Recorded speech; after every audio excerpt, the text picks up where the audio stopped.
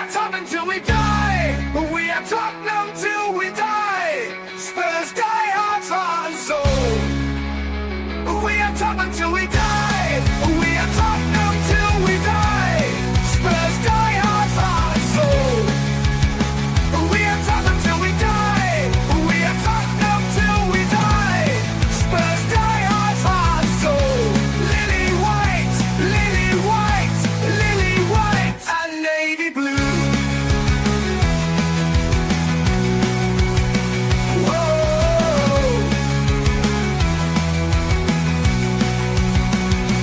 Tottenham till we die. We are Tottenham till we die. Spurs die, heart and soul. Lily white, lily white, lily white, and navy blue.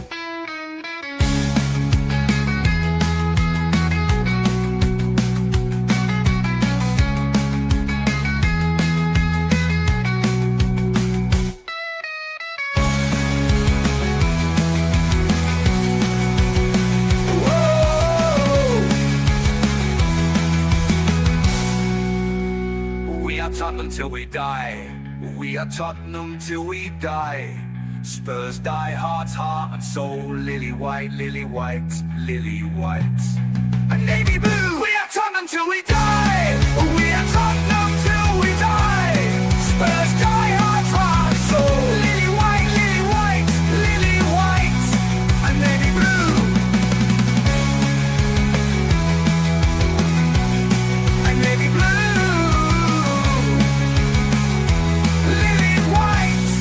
Navy blue. Hello and welcome to the regular Tuesday edition of Spurs Die Hard TPID, Tottenham Till I Die. Tonight we're discussing, we'll do a preview of the Doncaster home game. There's a little bit of Spurs news and some brief things we can talk about. I'm sure we'll probably go for about an hour. If we go any longer, it's only because it'll be interesting, right? So those of you who've got to stay up late. On the thing about Tuesdays, for those of you watching us on playback, because I know there's not too many joins us as of yet, we have started to set up a Discord server because I run a gaming server anyway, and all you have to do is download Discord, and then once you've got your account name and you give it to us, we can add you to the Discord group, the Spurs Dyers group, which I've set up, and it means you can go in there, you can text in there like you're in when you're on WhatsApp. You can actually go in the voice channel and chat to people live, and you can choose whether to have your camera on and off when you do that. It's very good Discord, so I'm recommending to those that join us late, that are watching us on playback, to download it.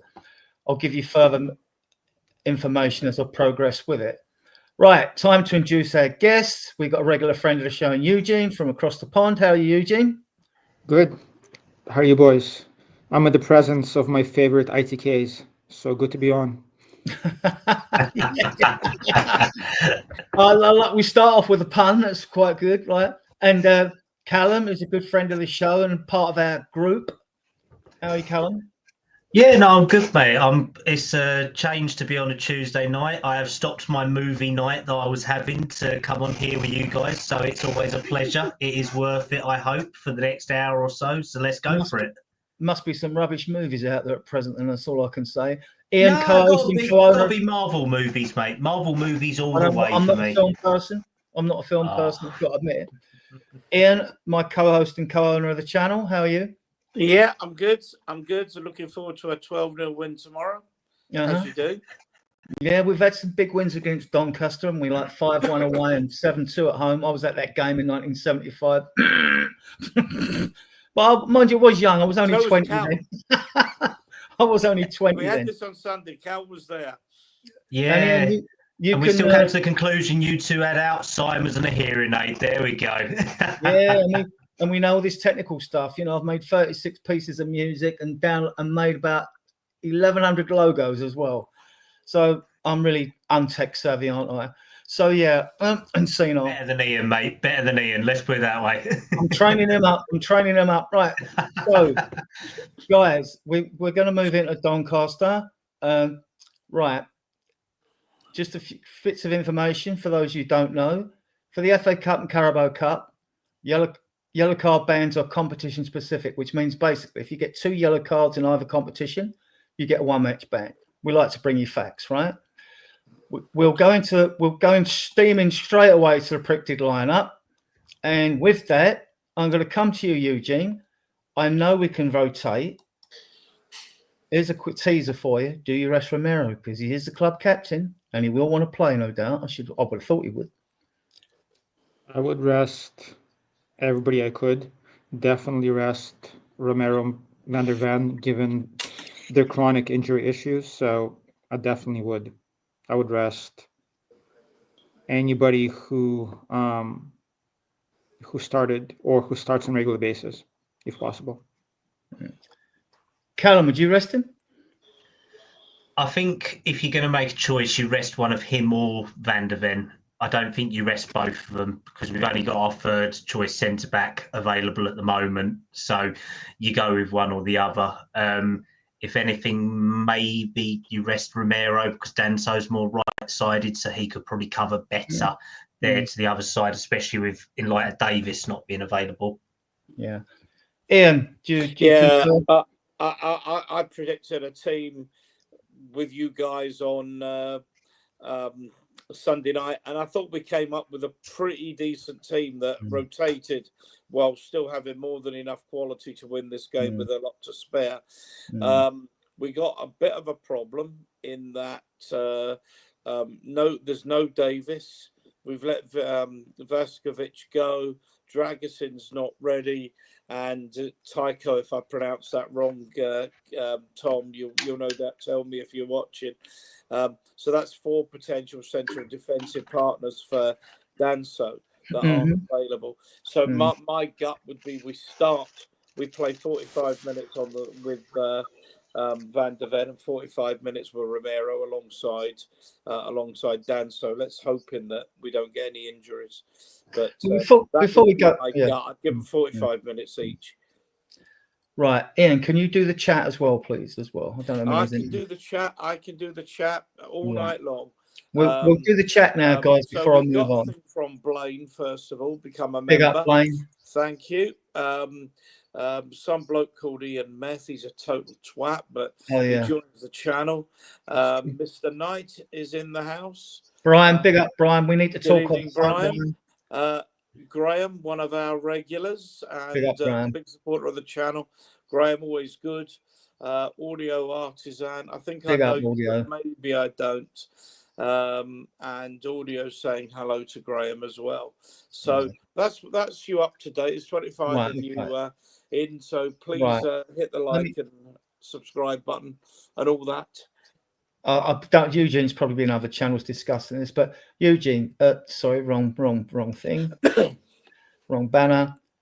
Look, Frank has to show faith in unused players, but do you expect to see one or more academy players on the bench? I would, especially given that Ben Davis is out, but I'm not sure who can be on that bench from the academy. So I guess that's a question for you guys. I see the hint about Davis. The only junior one now ain't really out on loan is Juno Byfield. So I don't know if you know him or not. I mean, I do try and post as much information out as I can to everyone in the group, and especially guys that are collective in the group as well. So I mean, I would hope honestly to have at least one or two on the bench, and given the run out if possible, just to at least show the youngsters that there is some sort of a pathway, even if it's not real, but at least give them some minutes to show what they can do. So I would hope that, we would have one or two youngsters on the bench. Callum, do you expect to see Byfield now that we know that Davis has got a knock or something's wrong with him? I don't know the extent of his injury if he's not available, unless it's a personal matter. So Davis is a twisted ankle at the moment, so he's still not recovered from the weekend. But Byfield will be travelling with the squad tomorrow. The same with Lewis Williams, Barnett's. and Scarlett as well, because none of them were part of the 21s lineup tonight against Plymouth. When was it, Plymouth or Portsmouth, that they played tonight in the Ure Trophy or whatever it was? So all three of them will be part of the squad, and there's a good chance Austin will be as well. Yeah. I mean, Scarlett, I don't know, like, honestly, we have too many options, offensive options on the bench that I would like to see play. Tell, the Moani, Odebert. So Scarlett, I'm not sure if we need Scarlett, but on the other end, on the defensive end, we definitely need one or two. Yeah, I mean, Mwani's still out tomorrow as well with is he his out? dead leg. Okay. He Yeah. hasn't recovered in time. So we're probably going to be looking at Richie, Odebert, Tell as the option sort of thing up there at the moment, with Johnson most likely. Yeah. Yeah, Tell, Odebert, and Johnson, probably. That's the starting three, at least. Okay, this is the squad at present. I mean, I've included the injured players because I like to have this banner just to look at it as well, like, from time to time. So, excluding the obvious injured players here, there's 27 in the squad. Who's playing in goal, Ian? Oh, Kinski. I mean, in fairness, Frank's already said. I mean, I couldn't think there was any doubt whatsoever that Kinski would start. But Frank said today in a press conference that Kinski was starting, and I can't think for a minute there would be any reason not to. Boy's got to get some minutes, got to get some experience, got to show that he's good enough to replace Vicario. Vicario still has his critics, not without justification. Kinski's distribution, etc., with the ball was a better player, but not as good a shot stopper. But then when Vicario concedes the second goal, the way he conceded the second goal at Brighton, people ask questions, and rightly. Eugene, fullbacks. Just talk about fullbacks. We go through centre backs and midfield. We'll break it up. Otherwise, we'll be over and done within 5 minutes. So, I mean, that's a tricky one. I mean, Destiny played last game, so I'm not sure if he's going to play the full 90, but I do want Poirot rested because Poirot has played every single minute and we cannot lose him. So I'm assuming Jet Spence plays for sure, and maybe Poirot and Udogi will split time, but I'm probably going to go with Destiny and Spence on the right. Get your questions in the chat, because we like to have plenty to discuss. Callum, you concur with that? Yeah, I think that's the most logical option. The only other backup we've got at the moment is if you play Van der Ven as a left back, which is not really the most ideal scenario. And then you do have to play Danso and Romero at centre back. So I think that's only at dire straits, to be honest. And Doncaster is not that. Yeah. So I think we're all in agreement, aren't we? We're going to give the I mean, can I just add half to each probably with the Wolves game on Saturday. Yeah. Adrian, can I add to what the boys have said? I Of course. I would think they're right, but I think that given Udogi played the full 90 on Saturday, and or nearly the full 90, I would be giving him. He's the first choice left back. Let's be honest. That I would be giving him 45. I'd be starting with Spence at right back, and potentially taking him off after 45, moving Spence to give him the full 90 because he didn't play on Saturday. Moving Spence to left back, maybe give him Porro 45 because we don't have that many options. No. We talk about the kids and maybe look, we could go 3-4 up there, and then you've got the options of bringing on the Byfields and what's the kid's name? Barnett Williams or Williams Barnett, whatever. Yeah, Luca Barnett Williams. Yeah, can bring him on, but you've got to get the goals ahead, and we don't have a lot of cover up front. Let's be honest. Got to find goals from somewhere to put this game away. I think though, Frank, in my opinion, is he's got to show faith in the unused players in the squad. He picked the squad, So before you think about a Scarlett or a Williams or even a Byfield, unless Byfield is a necessary addition because we haven't got a centre back, that's different. But he's shown faith in the squad. He's even played players and started players that the fan base have doubts about. Not that our fan base don't have doubts about all players in the squad, right? But I mean, like playing Tell and Odebert and things like that, which other fans would question out there, which I understand. I understand that. Yeah. So, yeah. So I think we're going to have trust in faith. He's managed the squad well so far, hasn't he, Ian? No, I think he's managed the squad superbly, and he will continue to rotate while keeping the balance and what have you. I mean, I think what's interesting is when you look at the squad now. Let's for a minute assume that we get through this game, and the players that would be available for the last 16 game that aren't available now, potentially Kulusevski, Dragusin, Muani. Yeah, you start to look at real quality players coming back and into fitness, which would give us, I think, and Solanke as well. That's 4 real quality players that aren't available at the moment. Yeah, of course, there's always the danger someone else gets injured, but let's work on the basis they don't. And we've got some, some top international players coming back into the squad. Callum, centre backs, pick 2. I'd probably go Van der Ven and Danso, to be fair.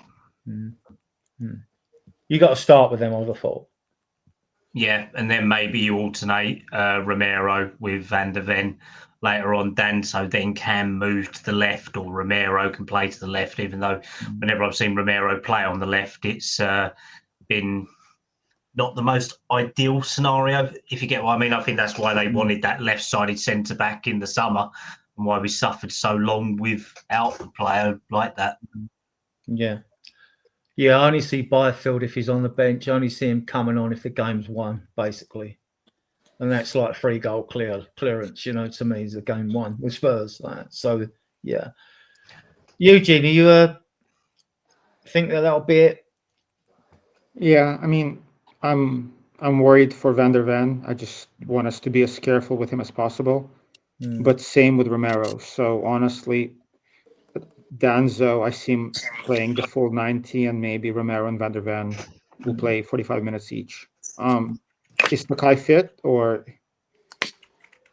No, he's training. He's training back with the squad. Monday he was supposed to. Yesterday he was supposed to be training back with the squad, which is good. Maybe him around back training. Maybe give Takai 15 minutes or so. This should be a game where he should be fine. I just want to be as careful with our center backs as possible. But on the other hand, we don't have that many options at this point. So one of Romero and Van der Ven has to start, unfortunately. Well, they could both start if it's just for the first half, Ian, for 45 minutes, yeah? Ian? I think Danso is good enough to start. I really like Danso. He's been, he's been doing really well every time he played. So I have no issues with playing Danso. Well, if he plays Danso and Bergvall and not come on the midfield, then Doncaster won't know what's hitting with long throws, will they? Ian, are you going with what centre backs? You're going to start with? I said at the beginning, I'm going with Danso playing the 90, all things being equal, and Van der Ven and Romero taking 45 each. If we can get to 3 goals up, let's give Byfield some time. Yeah, okay. Midfield, Eugene. Midfield 3. Give us a 3. It's probably going to be Archie Gray at the 6.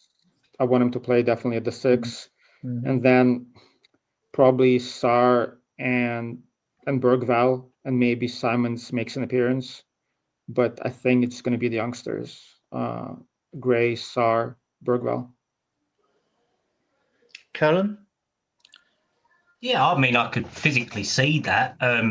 Whether it'd happen, I don't know. But I think we might get like Gray, Bentancur, Bergvall, maybe, or Gray, Bentancur, Sarr sort of thing. I I think you've got to maybe have one sort of level head in there, if you get what I mean. But Gray's the one that I definitely want to see here.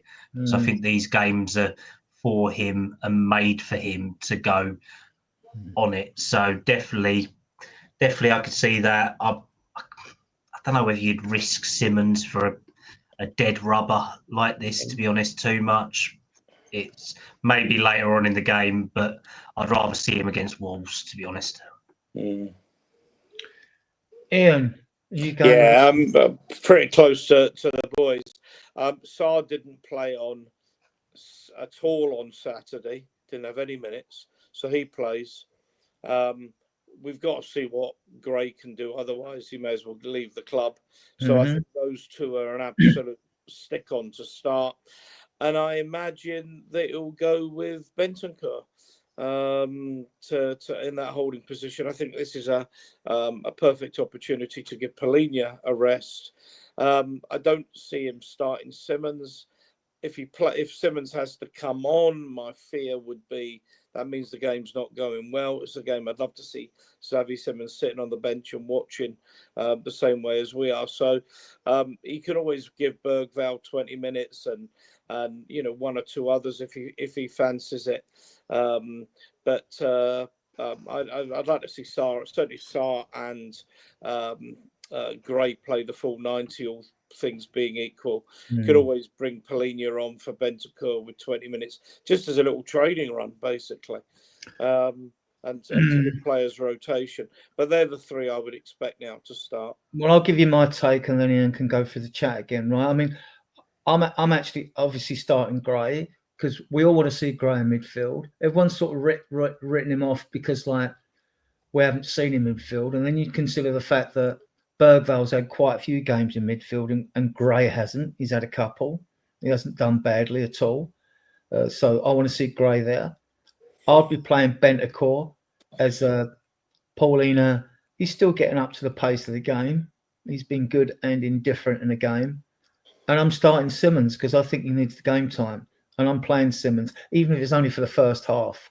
But we'll see what happens tomorrow when I'm at the game. I mean, on those three. Any questions in the chat, Ian? Yeah, there's always a few. We'll throw them at the panel. Where are we? So let's go back. We'll go back to the Wolves. We'll come back to the Wolves game. But Ryan's saying, even though they've got a bit of an Indian sign-off, he doesn't fancy his team on Saturday night. I asked Ryan. In fact, funnily enough, I'm hoping to go and see Simply Red on Sunday, so I may end up being late on the show. But regardless of that, I've asked Ryan to come on. And then he says, after getting absolutely pelted, hell no. But then he says, I've never been on a stream before, and there's a few. And then Callum, sharp as a razor, as he always is, says, does he get a night off? No, you don't. But well, you still got to hope I turn up, mate. Let's put it that way. Just block your texts all day. But we're all virgins once, and our friend Spotlight on Spurs says still are. Blaine's come on. Evening, gents. Blaine, thanks for your membership earlier. I did mention it, but in case you weren't on, and then couple of likes, but Eugene, give us a wave. So Eugene, give us a wave. There you go. And then yeah. When Drew's on, there was one to his Welsh accent. Now that Blade is actually Paratici in disguise, you know. Yeah. We're going to come on to him in a bit later after we've done the lineup. There's a few other points I want to talk about. So that's you up to. Yeah, there's no particular talking points, okay. But they're all on good form tonight. So okay, yeah. Let's have a look at this then. Right now, front three. There are a lot of players that haven't really had a lot of time in their legs. Callum, who are you picking for your front three? I don't like it, but I'd go Tell Odebear Johnson. I think they need the most minutes out of everyone. And I really can't be fucked to see Richie being a pigeon flying about everywhere. I can't put up with that for another 60 to 70 minutes. against a Shearer put really him in low his team. team of the week. Alan Shearer put Richie in the team of the week. When he looks at his stats, I couldn't believe it. I really don't understand that. I mean, I know I slaughtered him at the weekend, and I still stand by it. I don't think he was that good. In all honesty, he squandered so much, and he's got in the team of the week about 2 or 3 times now after the City game, the Burnley game, and this game. Maybe I'm just in the minority. I don't honestly see it. And I think that this game would just be really, really frustrating for us watching that. So I think give Tell a go, because he didn't get a look in at the weekend. Odebear was only his first start of the season, so I'd give him a go. And I think Johnson could do a job, even if you played Tell and Odebear on the flanks and played Johnson up front, just do pure pace, just running at them. I think it could work, overload them. Not Tell through the middle? I still think he's a left winger. I think Johnson's more capable up front than Tell, to be honest. I think he's more of an inside forward, but that's me. But you could play him as an inside forward off the left, and you could play Odebear inside forward off the right, couldn't you? If you really wanted to play that sort of football manager role positions, couldn't you? Yeah, he still needs to develop though, doesn't he? He's got something about him, but like we need now, don't we? That's the problem with our strikers. I mean, back in the day, when it was forwards, when you had Kane and Son, you go in a season like you know what you've got. We don't know what we've got up front. We don't know if Solanke can produce the 15 goals he produced last season, only 8 in the league in all competitions. This is the thing that concerns me with our front three. We do not know what we've got. So now we've got to see Frank can work some magic here, and he's going to have to blend what he's got as well, because he can't play, even if we do well with the front three, he can't play that particular front three he picks every game, can he? Eugene, are you playing Tell through the middle or on the wing? Yeah, I mean, I'll agree and disagree with Callum. I think it's definitely going to be Odebear, Tell, and Johnson. However, I don't think that Johnson can play up front as a striker. He doesn't hold the ball up. He doesn't press. He doesn't link on play. He doesn't have the physical presence. And I just don't see it personally. On the other hand, I don't rate Tell, just like I don't rate Richarlison. But our options, are what they are. We don't have a lot of quality up front. I mean, Tell should definitely get some playing time to see if he can find form. And Odegaard, I want to see him more than others, because at least he's got the potential to be an actual winger. He can take his man on, even though he lacks the final product, but at least he can take a man on and cross.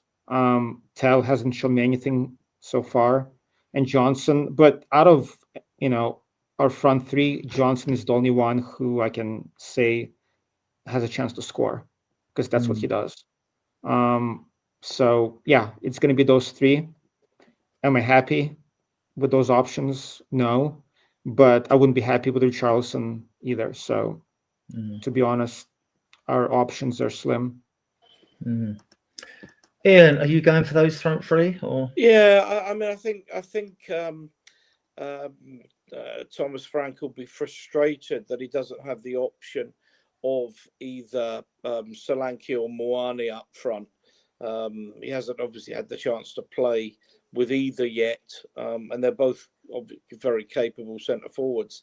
I think Johnson is a nailed on. He's one who hasn't had many minutes. So I think he's a nailed on one to start, and I think he'll play off the right because he hasn't been that effective on the left.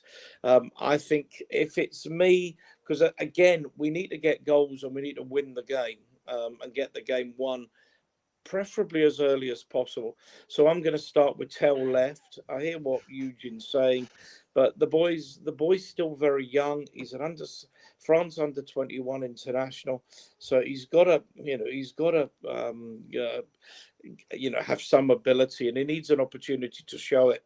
So this is a classic time for him to go at players and really show what he can do. I'm going to put Richarlison up front because we just don't have enough options. Again, even for 45 minutes to an hour. So I'm going with Tell left, Johnson right, and Richarlison through the middle. I'm not playing Richarlison because we got Wolves away. We don't want an injury.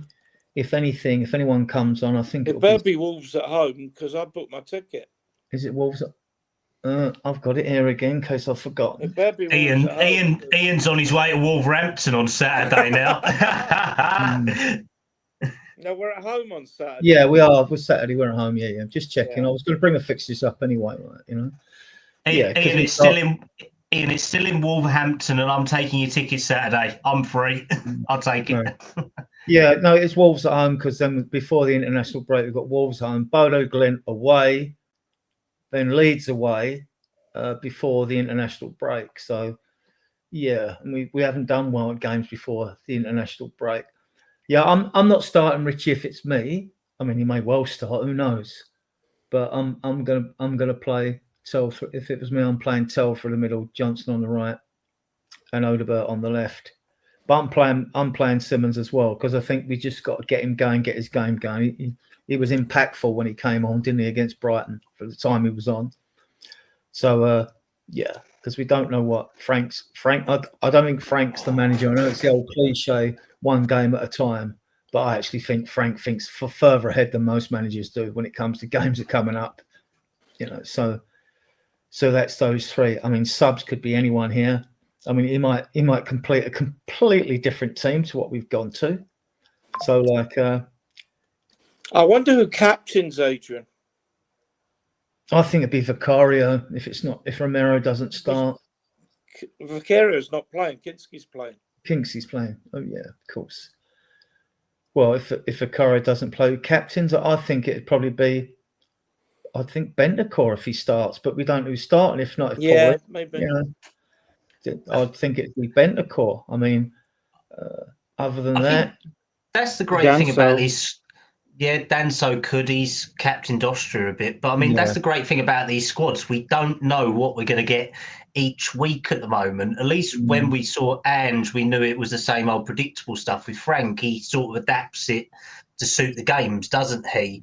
To what he wants from it. I mean, I don't know whether he's watched enough of Doncaster, but I mean, I guess we are watching them a little bit because we've got Demola Ajay there on loan, haven't we? Yeah. So theoretically, our scouts should be watching them and having the common sense to. But I just don't think we know what we're predicting on these lineups, each one yet. No. Comment in the chat, by the way, Eugene's answered it from Mark Walker about Ben Davis. Yeah, it would be normal, but he's not playing, Mark. Eugene's answered that. Frank confirmed today that Ben Davis is injured and out. Yeah. So, are we going to see Demola Ajay? He scored against Elfsborg, didn't he? When Mikey Moore and Scarlett scored. I think we'll see him in. I think there's every chance of these 3 or 4 academy players on the bench, including, of course, Dane Scarlett. But Ajay is on loan at Doncaster, so do you think he's going to play against us? Yes, he is. He's certainly been. Again, I don't know. You've obviously maybe not been keeping up to date with the press, but yeah, Frank said he's free to play for them. So. Presumably, I don't know if he's been in the starting 11 the last couple of weeks. I know pre-season he smashed it. He got quite a few goals for Doncaster, more than he got for the under-21s all season. You know, but I haven't followed Doncaster's results. The other academy players have been doing very well. I mean, I mean, the other players. I mean, like you had Barnett's got a hat trick. Alfie Devine scored for Preston, a stunning strike. Anyone's seen it? Abbott come on, chest one down, weaved his way through scored. Then Torres got a brace. Go on, Callum. If you got some. Abbott got another assist tonight as well for them, which was good. So he's got another one to add to his name, which was positive. And Torres Hall, a ball carrying player. But he's one of those he's very good to look at, but he can drift out of games. And Vuskovic scored for Hamburg. I think he broke his finger in frustration against the goalpost when he missed a chance. Yeah, so we'll hide that away. Now, where are we? I'm down to. Right, we sort of just picked the team. I want to talk about this next point. Spotlight. Oh, Luke, Gray, Dancer, Romero, Spence. Yeah, it's good. Saab, Bentacore. I don't see Gray Yeah, at we're only right back playing with though. 10 players. I don't fancy that much. You've only picked 10 as well, Luke. Yeah. You've picked 10 players, mate. I think you're missing a midfielder. I think he's missing a fullback. Yeah, Well, I think Gray plays in midfield. I don't think Gray plays right back again. No, So, no. He Not could, unless we're well, yeah. not Frank said unless he- we're really bad. I mean, on Gray, I mean, like Frank said, he sees him, believe it or not, in interviews as a midfielder or a centre back, believe it or not. So this is the ideal chance to give. That's why we've all picked him in our midfield. I've just seen that, Eugene. Oh, For right. Christ's sake. yeah. We'll do it, Luke. We'll do it, mate. Luke, It is late. there you go, mate. There you go, mate. I had to do it. What a done. muppet. Guess you, Well done, Luke. yeah. We'll still invite you on, Luke. You're still invited. You're not a persona non grata. And he's got his own channel. Unbelievable. Yeah. His Yeah. channel's very good, actually. He's very good. He's just coming on here to spam us, and yet I'm on with him on Thursday, I think, so I can't really say blue to a goose at the moment. We're all guilty of having the odd brain fart. It happens to us all. No, I won't be invited again. Right. Get your questions in the chat, right? I've got a few more things to talk about. It'll depend on your where we're going with this. Now, I want your take on this, guys. Sorry. Oh, go on, Ian. What have you been doing? No, I just put another suggested team up that came up. Okay. Right, No, okay. you go with your back. Go with your other. Well, put the suggested team up first. Yeah, okay. Oh, hang on. It's in the comments. Hang on. Hmm. It was Ronnie's suggestion. All right.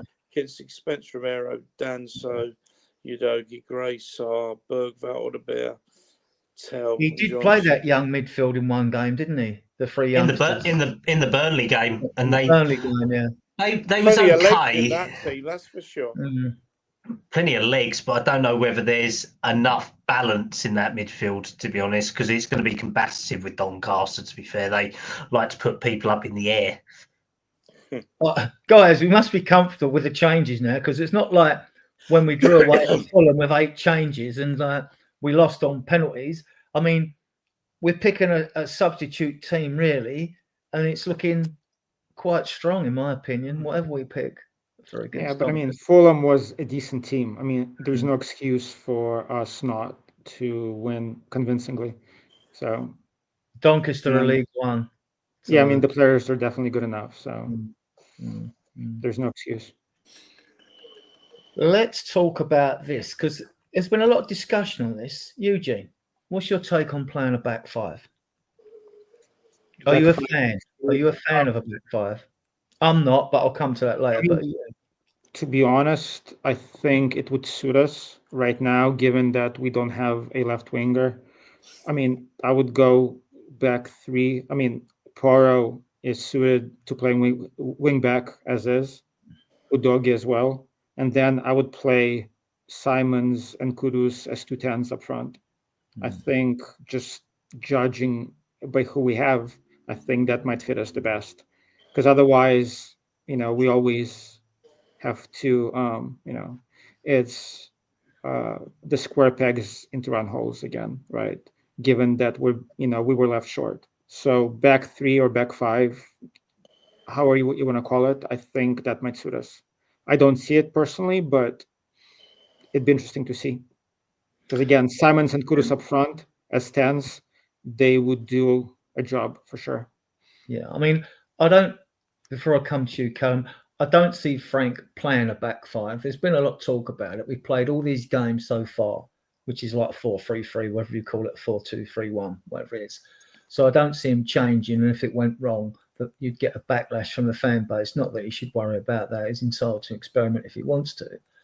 I mean, I can see him throwing the odd centre back on, like when he's brought Dancer on to see out a game when we've had 5 at the back. But I don't see him playing this backfire.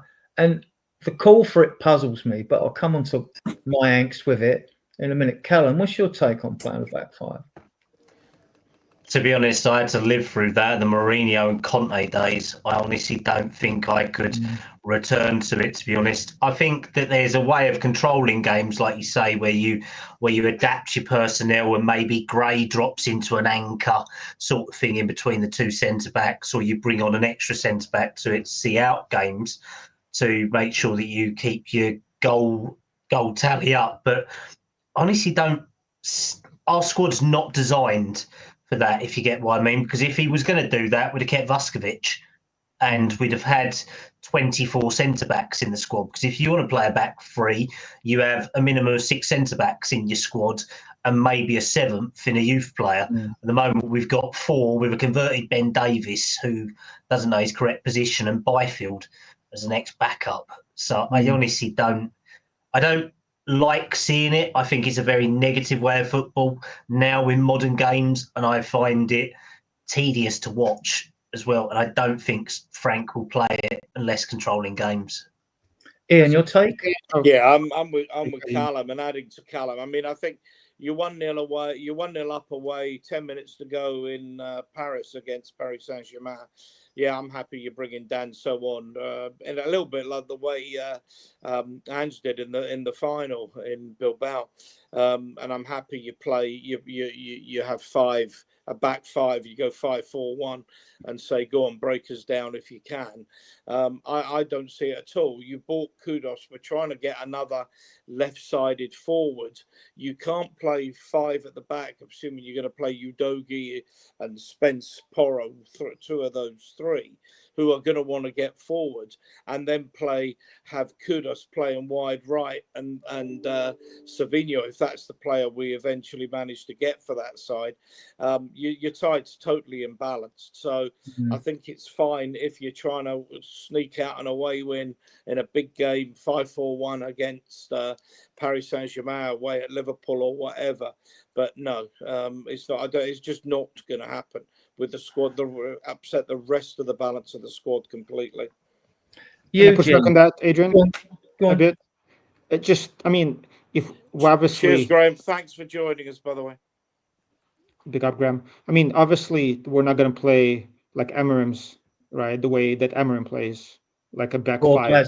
Or Glasner. However, a back 3, because I mean, then if we play Danso, Van der Ven, Romero, it's a good defensive base where Porro and Udogie can make those runs up and can play like wingers.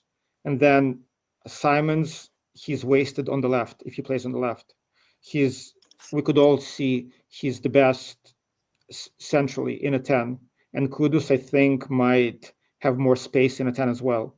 So if Porro and Udogie are bombing up like wingers, and then Kudus and Simons are playing as 10s, I think it's going to give us more joy offensively. Ian, is this not back 5? Is this not just an imported system from the continent, basically?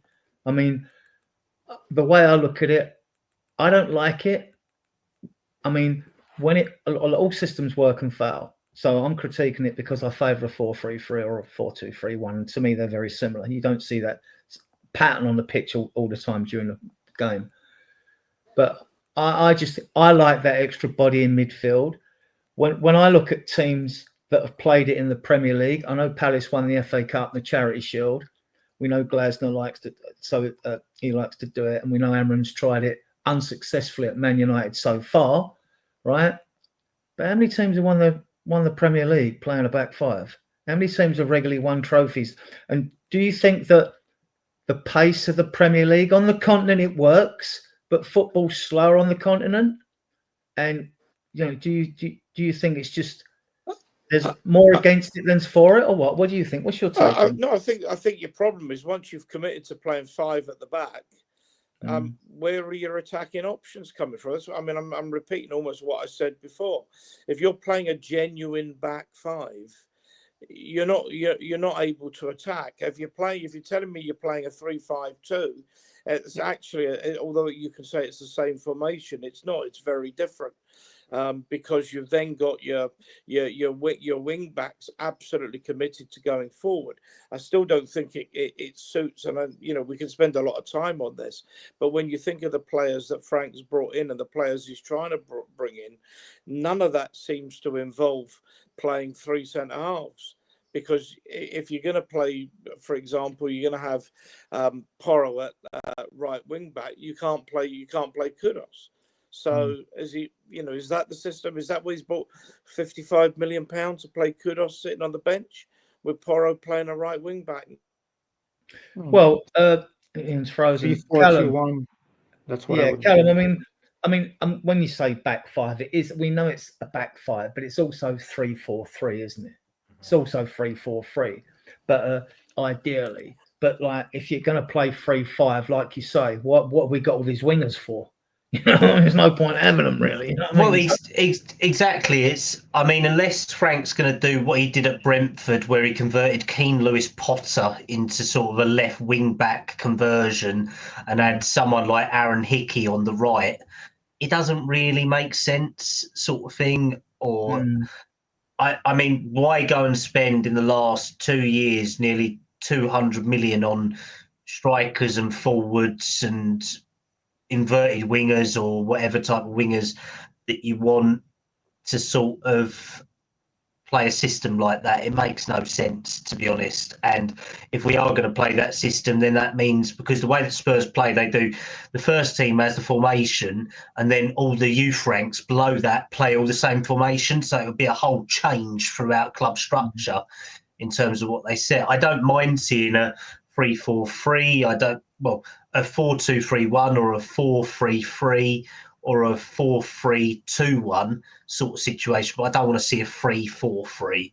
It just doesn't inspire me, because knowing our fullbacks, I mean, Doggy isn't the greatest at defending, and no offence to Porro, but he is an attacking wing back. He can't defend and hold his man up to save his life. He gets skinned nearly every other game at least twice. So I don't think we would be doing ourselves any favours if we did that. So no, I'm not in favour. I mean, Eugene, go on, carry on. I mean, I agree. I'm not a fan of that either, but I'm seeing like issues we're so imbalanced right now. We just don't have anybody on that left-hand side who scares the opponents. So Kudus gets double teamed every single game, and he's pressing too much. Simons at the 10 might help things a bit, but again, we just left ourselves short. And just given that we have no threat on that left-hand side, I think it makes it much easier for the opponents to play against us. Yeah, that's my issue. Yeah, I've got a big issue with it, actually. I'm not a fan. I mean, I want 3 forwards that are up there, and I want 3 midfielders. And I mean midfielders and midfield. I don't want it to be made up with wing backs and relying on wing backs to get forward, to get into a forward position where a forward should be. I don't think, I mean, it's only my opinion. I don't think that I'd be surprised if a team playing a back five ever wins the Premier League. I think you lose it. You cannot afford to lose that midfielder in the Premier League over a period of 38 games. I just don't think you can do that. Don't get me wrong. I think Glasner's done very well at Palace, and Amram might fix it at Man United, but I don't see any of those teams winning the Premier League. So, and the teams that have won it, they've all seemed to play 4-3-3. Whether it's been the 7 times City have won it, Liverpool, Chelsea, they haven't played a back five. I think Chelsea won it under Sarri and Conte with a back five, but that was about it, to be honest. But we're talking a long time ago now, sort of thing. We're talking what Conte was with us 3 years ago, so we're talking like over 5 to 7 years now. I mean, to have any success, your midfield needs to be like 2 6s. Issue with Amarim is he's playing the Bruno in that position, and he's not a 6 nor an 8. So they're getting overrun every single time, which is insane. If you have like Polinia and Bentancur, for example, but again, like obviously it's not, starting or playing that formation every single game. It makes no sense. But once in a while, who knows? Maybe. It'd be our luck that we come to the Elfsport game next week and we see him play like a back five and all that, and we'd just be like, "Come on, we're playing it in the freezing cold. What's going on?" Oh, We're away Bodo, Bodo yeah. Glint again. And at least it's in summer. We're not going there in winter because it's probably cold there all year round anyway, right? Yeah, I was going to say it's still in the Arctic Circle, so it's still got polar bears and Eskimos. Ian, how's the chat? Are you okay? Are you frozen? He's here. Oh, he's frozen. I think he's frozen. Right, It's not a good look for Ian on that freeze screen, is it? It's really not a good look. He looks totally confused. Yeah. He's thinking. He's breaking down the formations. Yeah. How to avoid a back five. Yeah, exactly. Okay, let me run through. Okay, let's run through some of these chat channels. I don't know what ones are. We don't have enough. Oh, that was Luke earlier. We don't. Let's scroll down through some of the chat.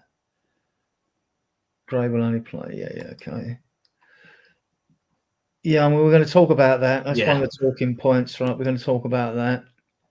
But we're probably only going for another 10, 15 minutes or so because there isn't a great deal of news.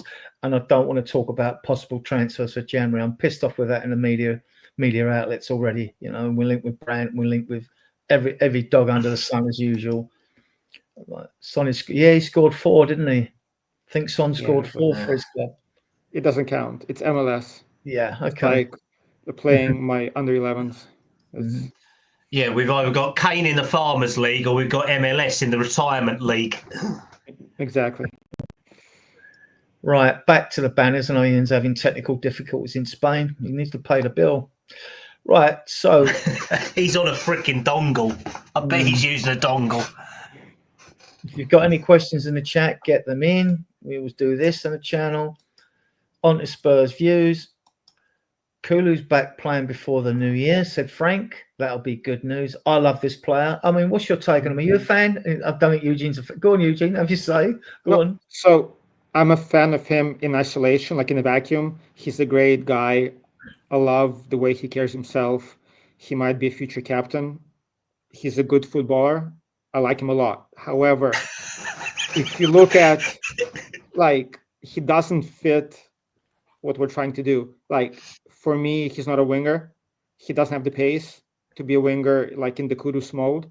And he's not really a 10. He doesn't have that, he's not a lock picker like Madison or like Simons. He doesn't have that final, the product for me. So even though I do like him, I just don't see where he fits in. If Kudus is on the right, if we buy a left winger in January or next season, whether it's Savio or whoever else, and Simons isn't a 10, I just don't see where he fits in, to be honest. Yeah. Well, I do. I mean, on that, though, if you look at the right-hand side, if you're not a Johnson fan, you've only got Kudus. And Frank loves a hard worker, and he's got us out of jail in a few away games when he's with his hold-up play. And he did play 40 games last season, and he was our best player before he got injured. Porro overtook him with 50, but Porro's superhuman. Yeah, but that's not saying much, Adrian. We were shocking last season. I think it is. Our best player. Yeah. I mean, I don't think the chat are really liking this line of Eugene inquiry at the moment. They seem to all be very anti-Eugene at the moment.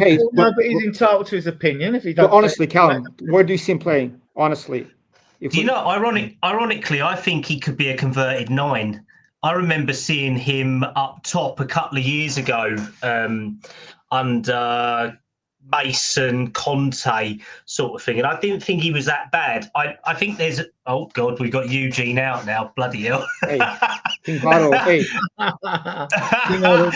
Destiny. He's only just got here. Death taxes and Eugene moaning. What's worse? I've been super positive.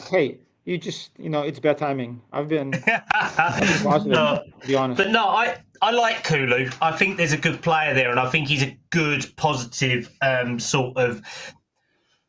He's had enough injuries to sort of inspire younger players of how to get over it. I think he's a good player for Sweden as well. And for what he can do, he does create enough. I just find him frustrating as a player, to be honest. It's that he has all the potential to do stuff. It's just he doesn't do it that well. Oh, God. Well, if relegated to the under-21s, right? Eugene's on Friday night now instead of Tuesday or Sunday. Right, so if Maddison does come back, I mean, everybody's worried, thinking he might not come back, he might be finished. I hope he isn't, but he still do a job for us. Get him out. We know with Frank at Brentford. I mean, I see Kulu as like inside forward, But really a box to box 8, really, because I think that's more of him. He's not a 10. He's not got that. He's creative, but he's not the sort of creative influence that you'd get out of even a Xavi Simons or what's that. And I just think that Frank likes a hard working 10. Damsgaard worked his socks off at Brentford. Mind you, all their players did. Mm-hmm. So when I look at Kulu or Johnson, I think, well, we know he likes you from what he sees in training. He wanted you at Brentford and all that. But, I just think Maddison and Johnson would have to work a lot harder under a Frank system. Yeah. It's just weird. Kulusevski was starting for us day in and day out. I don't see him being happy as a squad option, but that's who he would be. Because again, he doesn't play on the left. He's not a crosser, right?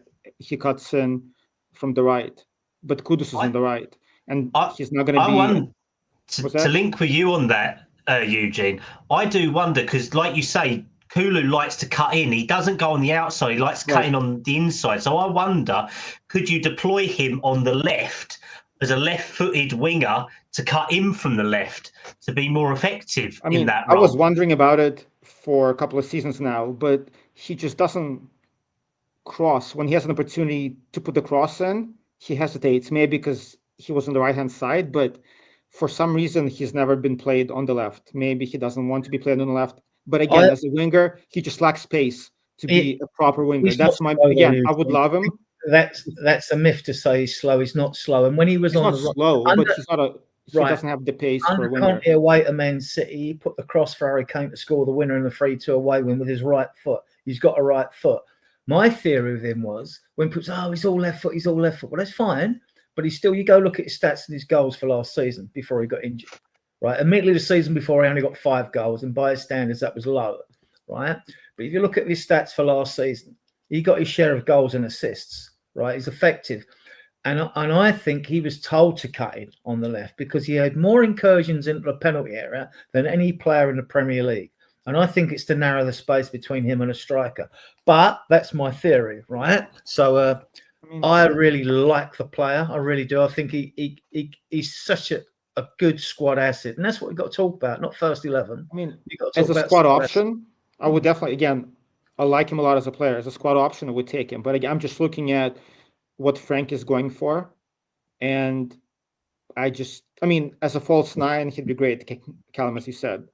But he's not a creative player to play the 10, and he's not slow, but he doesn't have pace. He uses his strength to hold the ball up, and we saw like with Kudus or Odebert or Savio, who Frank wanted, we can see what Frank wants to do. So I'm just not sure. As a squad option, great, but I don't know who would sit for Kulu to start. I just don't see it personally. Okay, have we missed anyone in the chat? Let me have a look. Just more Eugene Pelters and saying he's delusional. He's a good friend of the show. Like we accept everyone's opinions, yeah. Okay. I saw viewer ratings go down when Eugene started. Yeah, exactly. People unsubscribing as we speak. Right, yeah.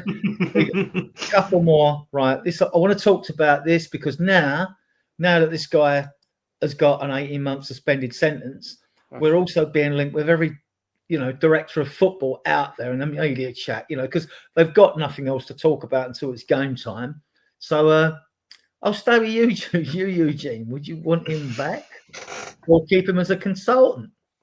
You know what? I don't rate Lange or Langa, whatever his name is. Why not? Paratici was good for us. I think sometimes people make it out like he's the second coming and he was amazing. The worst transfer in the history of the Western civilization, the Hale Lamela deal, that was his. Richarlison was his, so he did do good business, the work on the academy and everything else. He did a great job. However, he's not irreplaceable. So if he doesn't come back, honestly, I'm okay with it if we bring in somebody good, somebody serious. Well, sure. Go on, carry on. Yeah. So I don't know who that would be. Mhm. Campos, obviously, but that's not going to happen. What's his name? Cheeky, the Man City guy. Oh, Tixie Yeah, Tixi, yeah. Bernstein, that one. Yeah, because I think he is he's available, I believe. He'd be a good shout. But with Paratici, again, he's definitely did some good things, but I feel like his impact has been overblown. So I'm okay either way if there's a good option. What's your take on it, Callum? Yeah, I'm kind of on this one with Eugene. I think there was always good times. There was bad times as well under Paratici. We had the Emerson Royale deal. I mean, how in that summer we tried to get Elax Mariba and Emerson Royale at the same time. I mean, he was worth about 10 million and we paid 25 for him. So, I mean, who managed to do that is ridiculous. But I think he's good with his pocketbook. He seems to have a lot of contacts, but it's sort of like a list of 25 players per position that you'll have. He's good at putting together like short lists and having contacts, but football's evolved, I think, since the Paratici glory days a little bit with having the data, the youth as well. So I think Langer is good in that respect. It's a weird one. Yeah, on Langer though, is this just toxic residue from last season because it went so bad we finished 17th? I mean, I've heard a lot of people critic Harry compliment Villa, they didn't want him, blah, blah, blah. But hang about. I mean, like, when you think of all the players that are left under him, you think of Paulina, Mwani, Simmons, and Kudos have come in under him, as did Bergvall and VDV. Has he really done that bad, Callum? No, and I mean, most of these deals have still got a Paratici handprint on it at some point or other. He's still been a consultant since Angie's first window with us. So realistically, I wouldn't say there's a whole transfer team, and it's only that Paratici was the front of it, and now Langer's the IE front. But there's about 20 different people involved in these transfers, so I don't think we can sort of. But he's director of football. We got all our academy players out on loan as well. And even the few sales we've got, even Højbjerg and the others that have gone out. So, I mean, he's got. He survived the cold, didn't he? He survived the Levy cold before Levy, faced the long knives himself. But I mean, his role is different. It's technical director. It's not director of football. There is a difference in it where he overlooks sort of all operations through development of players all the way through to how the first team transition. Then you have the sort of director of football who oversees everything in that respect. So Langer, I would say, is a little bit less power than Paratici had when he was there. But it's all relative now because it's all done by teams of people. It's not just one person. It's just that one person had the signature. But I mean, we're not the only one that's looking for a director of football at the moment. It looks like Monchi's leaving from Villa. And remember, everyone praised that. And look at that. They are now, and this is where I will swear, they are up shit creek without a paddle at the moment. They're playing awful football. They have a squad that they haven't managed to clear out. Half their players are still from before Emre's time, and they've got a wage ratio of 90%. Everyone was calling for Villa's owners last year, and look at them now. Villa fans are up in uproar over it, and it looks like Emre's got power over director of football. How does that work? Well, Eugene, we're used to it. We heard it all last season. We're used to hearing all these other clubs that are bringing these players in. Look at the business they're doing. We're not doing. They brought Bailey in. They brought this player and that player. Where are they now? They sold their best youngster. Where are they now? Where are all these good players they were supposed to have? I mean, we take Morgan Rogers off them. After that, there's Ollie Watkins' twilight career now. I mean, like Morgan Rogers, I would take. Go pay 70 mil. Go get him because he'd do a job on the left as well. But other than that, I mean, I know they've got McGinn and workhorses in that time and things like that are okay. And Matty Cash, who likes injuring players for a living. Oh, he's a twat. He's a twat. You know, I wouldn't even touch I'm him. I'm I'd not hit him with something. I'm not overexcited when they work as a unit and they're hard working as well. They're not sort of got an abundance of flair in that side, even though they've got them wingers in and stuff like that.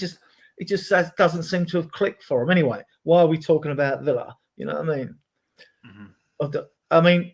Okay, we've got a couple of things to go through, guys, and we're done because like we don't want to bore people with waffle. This story is doing the rounds, and Eugene, Harry Kane, Spurs return January, summer, or not coming back at all ever? Honestly, I was very, it's like when your ex leaves, I was bitter, I was upset, but now, every time I watch him for Bayern, I get really sad. It's like, what could have been? I'm like, okay. Eugene, you strike me as someone who put on Nickelback, having it playing in the background. You know what it is? Callum, I like the Eugene I see after we won the Europa League. You know what it is like? We were so spoiled watching him play for a long time, and then now watching Solanke, Richarlison, it's just, and now we forgot how good he was, or at least I did. And I'm like, well, maybe Solanke isn't that bad. And then when I watch Kane again for Bayern, I'm like, oh, this is what the class is. This is what a real striker is. So honestly, even at 37, I would take him back, especially now. I think for Bayern, he plays a bit deeper. I mean, he's never had pace, and I'm sure he can play as a 10 for the next 5 years if need be. His footballing IQ is unmatched. So I would take him back in an instant. And I can just imagine putting Kane on this team, we would do bits. Callum, he's not coming back in January, though, is he? Let's be fair. I mean, Bayern are probably going to win the German league. They'll win the German Cup, and they'll make the semi-finals. They might even win. They've got an outside chance of the champion. I think PSG got it written all over them, but I think they've got an outside chance to win the Champions League. And when you look at their forward, you've got Kane, you've got Michael Olise, you've got Diaz, you've got Kingsley Coman, blah blah. They've got a fantastic forward line. When it clicks and gels, it is fantastic, right? But he's not coming back in January. Do you see him coming back in the summer? To try and break Shearer's record? I reckon there's a chance in the summer. I think we covered it over the last transfer window, didn't we? Where I said that there was a chance of it coming up this year, and it seems to be that it's all sort of building up, and these clauses have come out. It was all talking about. So there is an idea at Bayern that they want to sort of return to this profile of a young German striker. They want to have young Germans in their team. So I reckon Kane could leave, but I don't think they will force him. He will either leave on a free, or it'll be.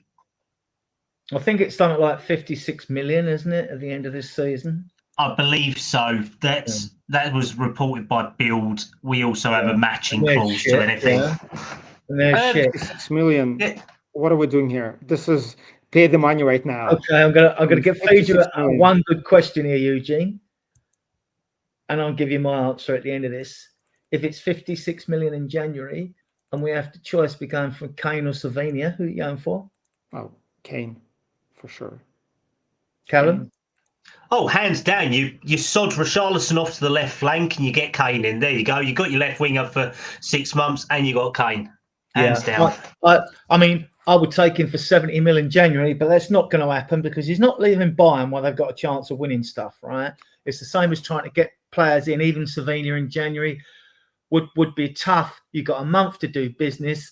And what fans need to realise in a transfer window, as much as I hate talking about it even now, and players we're linked with now, is the fact that during January, a lot of teams, they're challenging for trophies in their respective leagues, or they're struggling against relegation.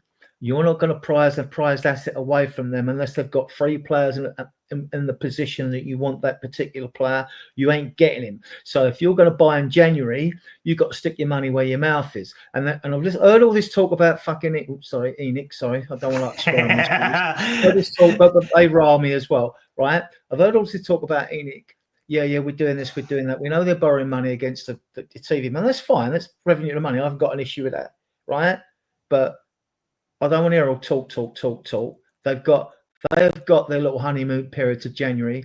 They will be judged in what they do in January. So we'll see. And I'd like to see 3 players brought in instead of the usual 2. We've usually done well in the January window. We brought Dele Alli in, we brought Porro in, we brought Kulu in, we brought Bentancur in, we brought VDV in, right? Or was it Romero? Yeah, so we've done all right. We bought Dan Juma in and all that. I know that has been the odd one, but I liked Dan Juma. He was a good player. He's turned out a good player everywhere he's blinking been. It's just Conte didn't rate him. Yeah, well, Conte didn't rate Spence either, did he? So, you know. Conte's just a last point. Before we go to the last point, there's like 50 of you viewing us on various platforms. I know it's late. The Tuesday show will be going to 9 o'clock in future to give the people in the UK that have got to work, you know, time to come on with us, and it'll also help with the guests as well. But for those of you that like the later times, if you're in Australia or in America or stuff like that, like I said, we've set up a Discord server. Those gamers out there, you'll know. Those of you watching on playback, all we need is your account name. I'll add you to the server. And the beauty of this server is, unlike the WhatsApp channel is, you can go in there, you can text in there with other fellow Spurs fans, or you can live chat in there, and you can even put your camera on there if you're not shy, right? You can do that. So that's in progress at the moment. Me and my brother Brian will sort that out. I mean, I've set it up at the moment, but I like to bounce ideas off other people as well. So you'll have a server where you can come and listen to us or chat to us, or, you know, come on camera with us. So and Discord is very good, actually. It's very good. It's a very good platform, right? Yeah. So, yeah. So, like we say, so last point of the day, we're not going to go on much longer. Annex 4 fixtures before the dreaded international break, which says it's the 9th to the 14th on when you go on Google, but actually our last game is on the 6th, right? So we got Doncaster at home tomorrow. I'm going to the game. I'm lucky, right? And then we got Wolves at home Saturday, Bodo Glint away, and then we got Leeds before the dreaded international break. And our record, Eugene, before international breaks has been piss poor. Yeah, I mean, to be honest, I expect, you know, all wins. There's no excuses for us to drop points. I mean, that'd be really disappointing. So this is the time when we should be picking up points.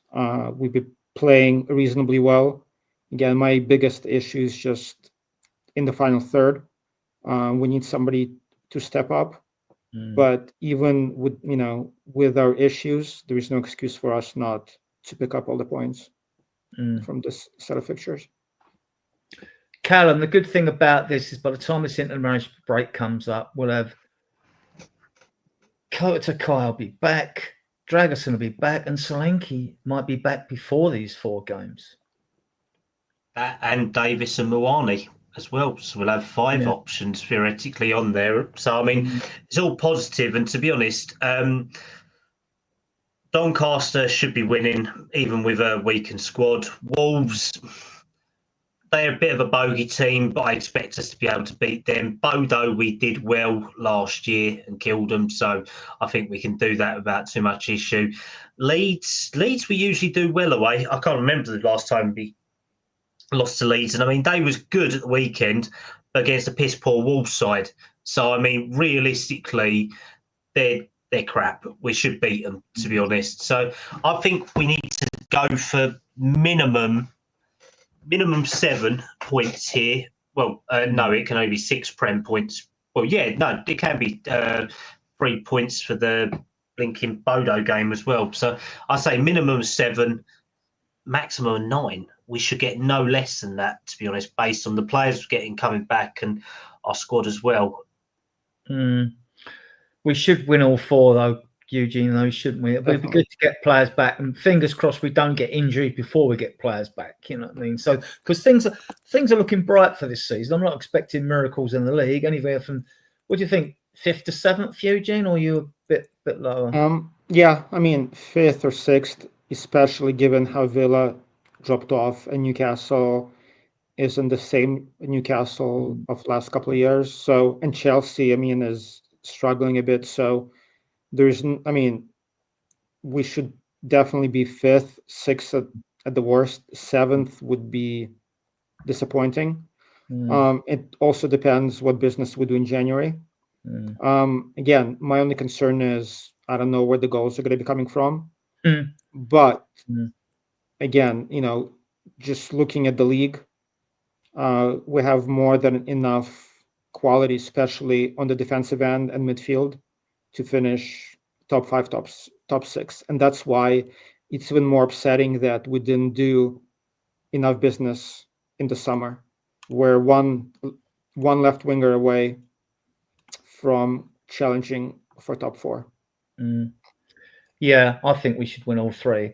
Could see Leeds. There's a little bit of a niggle, probably slightly superstitious with Leeds, just because we've got the international break after that. But we should win all these 4. We should win all 4 of them. Any last comments, guys? There was just one comment that someone posted in the chat. I think it was Audio Artisan, his last one at 11:07, saying he sees Richie and Dom leaving next summer, and Kane comes back with Malia and Lancashire as a backup due to Kane's wages. Richie, I can see going in January potentially if we can find a buyer. Yeah, if we can do that, that could happen. Dom ain't going to go anywhere because the resale value isn't going to be there at the moment. Well, just on that. Karen, I want to just bring Malia turned 18 yesterday, and this kid, I mean, excuse swearing again, but he's shit hot. He's really, really good at his age, but he's playing in the Irish league, and it's no discredit to my ancestors, but I mean, the age, the actual Irish league is not great.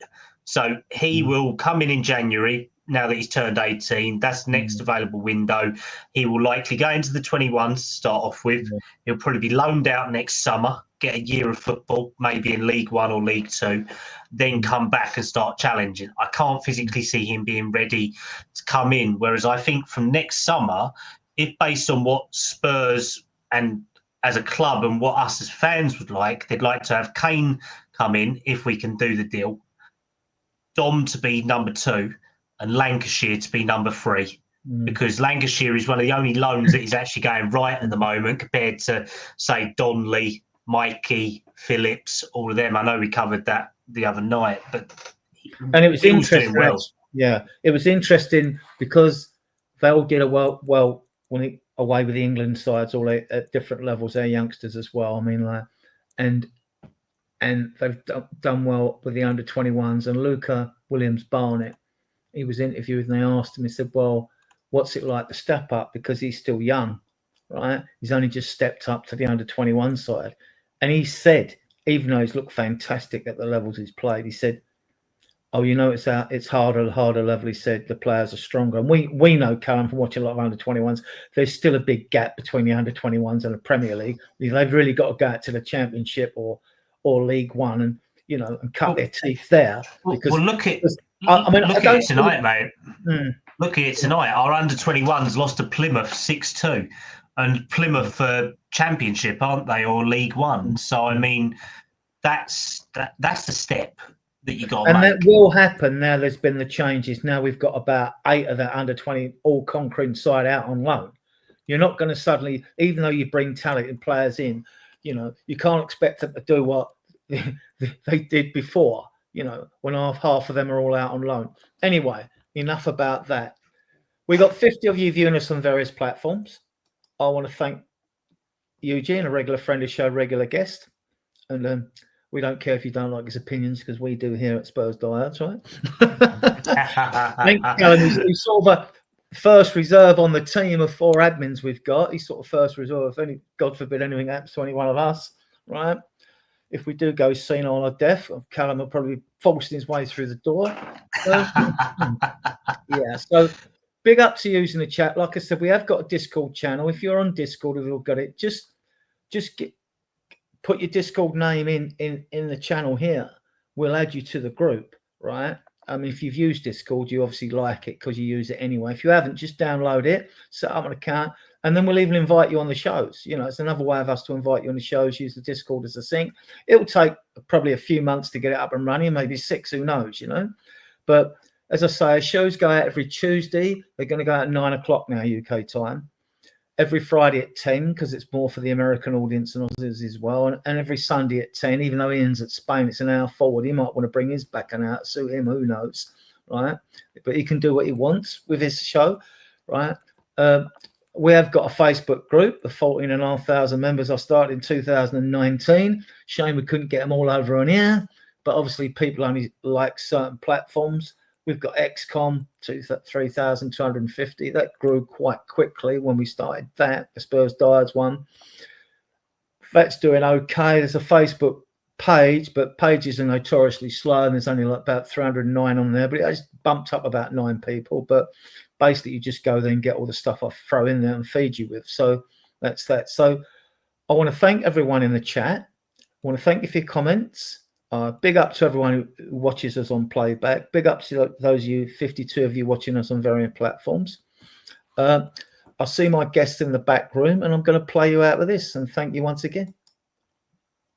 We are top until we die. We are top until we die. Spurs die heart and soul. We are top until we die. We are top until we die. Spurs die heart and soul. We are top until we die. We are top until we die. Spurs die heart and soul. Lily white and navy blue.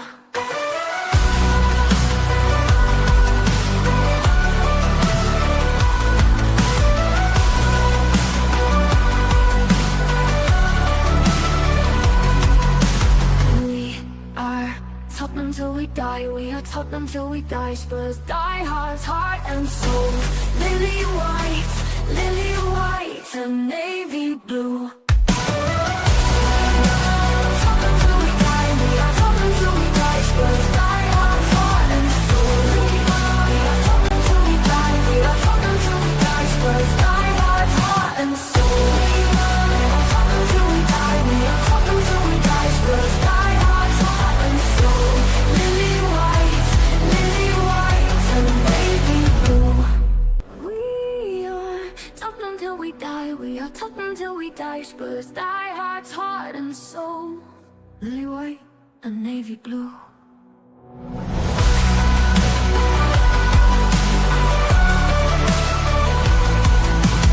We are top until we die. We are top until we die. Spurs die heart and soul. Lily white and navy blue.